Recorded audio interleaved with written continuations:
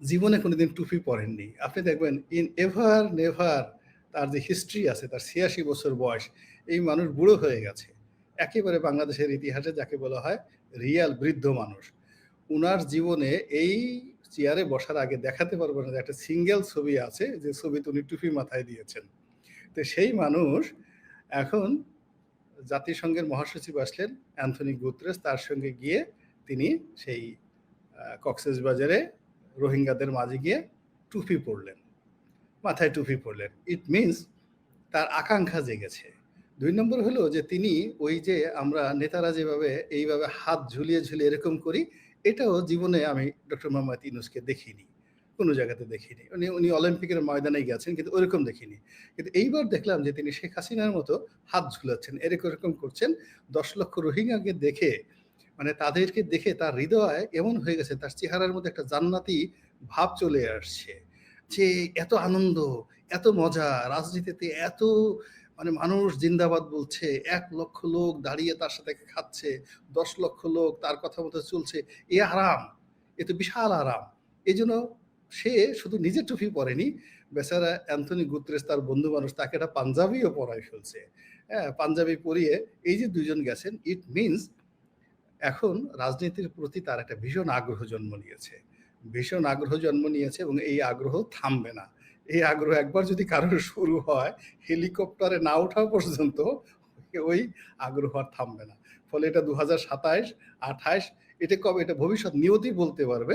কিন্তু একেবারে পুরো পরিবেশ পরিস্থিতি অনুযায়ী তার বডি ল্যাঙ্গুয়েজ, তার কথাবার্তা যা কিছু দেখে মনে হচ্ছে তিনি এখন একেবারে পুরো দস্তুর একজন পলিটিশিয়ান হয়ে গেছেন। তিনি রাজনীতিবিদদের মতো কথা বলছেন, হবে, হবে না, হতে পারে, চলবে, চলবে না, যেতে পারে, এইরকম। ধরি মাছ নাসুই পানি, পুরো একজন শিক্ষিত মানুষ যেভাবে রাজনীতি করে। শেখ হাসিনা যেমন ঠোঁট কাটা টাস টাস করে বলে ফেলতেন, আমার পিয়ন ৪০০ কোটি টাকা চুরি করেছে, হেলিকপ্টারে সেও ঘুরে বেড়ায়। ডক্টর মোহাম্মদ ইউনূস তো সেই কথা বলবেন না যে আমার উপদেষ্টার যারা আছেন, উপদেষ্টার যারা পিএস এপিএস তাদের বিরুদ্ধে এরকম দুর্নীতি হচ্ছে, এই কথা বলবেন না। কিন্তু উনি ওনার মতো করে যা করার উনি সবই কিন্তু করে ফেলেছেন। আমরা যারা এখানে বাঙালি যারা মানে আছি, আপনি সরাসরি তার মানে ডক্টর মোহাম্মদ ইউনূসের একটা রাজনৈতিক উচ্চাকাঙ্ক্ষা আকাঙ্ক্ষা দেখতে পাচ্ছেন এবং তার উপর ভিত্তি করেই বলছেন যে আসলে কবে নির্বাচন হবে ঠিক নাই। তার মানে উনার রাজনৈতিক আকাঙ্ক্ষা আছে আপনার বিশ্লেষণে, কিন্তু ডক্টর মোহাম্মদ ইউনূসের নির্বাচনে যাওয়ার আকাঙ্ক্ষা নাই। না এখানে আকাঙ্ক্ষার কথা আমি বলিনি। এখানে মূল ব্যাপার হলো ওই চেয়ারে বসার পর তার ভিতরে না একটা রসায়ন তৈরি হয়ে গেছে, কেমিস্ট্রি তৈরি হয়ে গেছে। এই কেমিস্ট্রিতে all of his body and six sense তাকে বলছে যে mister Yunus, you are the man to born for politics. আপনার জন্ম হয়েছে রাজনীতি করার জন্য। আপনি যদি রাজনীতি না করেন, এই দেশ মরে যাবে। এই বাঙালির কোনো রক্ষা নাই। তো কাজেই ওই যে রসায়ন, তার ভিতর থেকে অক্সিজেন, নাইট্রোজেন, হাইড্রোজেন, প্রত্যেকটা জিনিস প্রতিটা মুহূর্তে থেকে পাম্প দিচ্ছে যে শেখ হাসিনার মতো মানুষ যদি ১৫ বছর ক্ষমতায় থাকতে পারে, তো আপনার কাছে শেখ হাসিনার বুদ্ধি পিঁপড়ার মতো বুদ্ধি। খালেদা জিয়া যদি অবিসংবাদিত নেতা হতে পারে, আপনি নোবেল লরিয়েট, যেখানে ইমানুয়েল ম্যাক্রো আপনার বন্ধু, জো বাইডেন আপনার গলায় মালা পরিয়ে দেয়, আপনার বারাক ওবামা, হিলারি ক্লিনটন আপনার কথা মতো চলে, আপনি কি যেন তেন মানুষ? আপনার মতো মহাপুরুষ এই বঙ্গে, বাংলা, বিহার, উড়িষ্যায় গত কোনোদিন জন্ম নেয়নি। তো আপনি রাজনীতি না করলে কে করবে বলেন? আপনার জন্য আপনি এই বাংলার রহমত, স্বয়ং আল্লাহ এই বয়সে আপনাকে তো আরো আগে পাঠাতে পারতেন, কেন পাঠাননি? এই বয়সে আপনাকে পাঠিয়েছেন যেন সারা জীবনের অভিজ্ঞতা দিয়ে আপনি এই দেশের কল্যাণ করতে পারেন। এই জিনিসগুলো তার হৃদয়ের মধ্যে এখন তৈরি হচ্ছে, তাকে বলা হচ্ছে, তিনি এই কথাগুলো শুনতে পাচ্ছেন। তারপরে তাকে বলা হচ্ছে, আপনি দেখুন ৮৬ বছর বয়সে মানুষের কত শারীরিক জটিলতা থাকে, কোমরে ব্যথা থাকে, পায়ে ব্যথা থাকে, ডায়াবেটিস থাকে, ব্রঙ্কাইটিস থাকে, নিউমোনিয়া থাকে, আপনার তো কিছু নাই। আপনি কিভাবে দ্বিধার্সে ঘুরছেন? আপনি ব্রাজিলে চলে যাচ্ছেন, আপনার ৪৮ ঘন্টা, ৪২ ঘন্টা, ৫২ ঘন্টা আপনি জার্নি করছেন, আবার হাসি মুখে চলে আসছেন। এই যে স্পিরিট, শক্তি আপনাকে আল্লাহ দিয়েছেন কেন? এই বাঙালি জাতিকে সেবা করার জন্য। আপনি কে কি বলল?